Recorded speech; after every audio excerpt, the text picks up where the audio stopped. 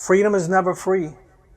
And when I stood before the black granite wall of the Vietnam Veterans Memorial, I thought, I came to see history. But history saw me first. The wall did not speak with sound, it spoke with names, 58,000 names etched into stone.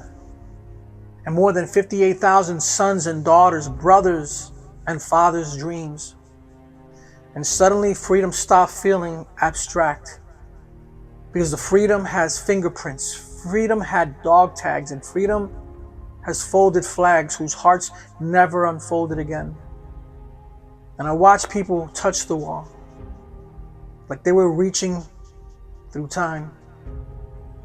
And some tracing names with trembling fingers, and some leaving flowers, and some leaving tears. And then I realized the price of freedom is often paid by people too young to understand the cost. Thousands on that wall were barely 20 years old, and some never voted, and some never became fathers, and some never came home to finish the stories they started. Freedom is never free. It was purchased in jungles thick with fear, in helicopters cutting through smoke, and letters that ended with "I'll be home soon." But home never saw them again. Over 2.7 million Americans served in the Vietnam War. More than 58,000 lost their lives. Over 153,000 were wounded, and beyond the American loss, millions of Vietnamese lives were shattered, villages burned, and families displaced, generations marked by grief. The war leaves scars long after the gunfire ends, and some veterans came home carrying wounds no one could see, and they survived the battlefield, but battled memories in silence. And some were welcomed home with celebration, and some carried shame for a war they did not start. Some carried Agent Orange in their bodies for decades after the war ended, and yet they served.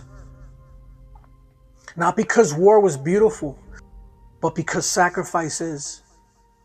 The memorial itself looks like an open wound in the earth, a scar carved in America's story. And maybe that's the point, because healing only begins when we're willing to remember. I saw my reflection in that wall, and that's what struck me the most. You don't just look at the names, you see yourself besides them. A reminder that the freedom was casually held in that moment today. We're carried on the backs of people who gave tomorrow away so we could have ours.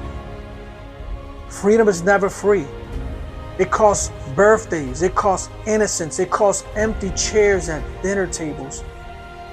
It costs mothers praying at midnight. It costs young soldiers forever frozen at 19. And maybe that's why memories matter.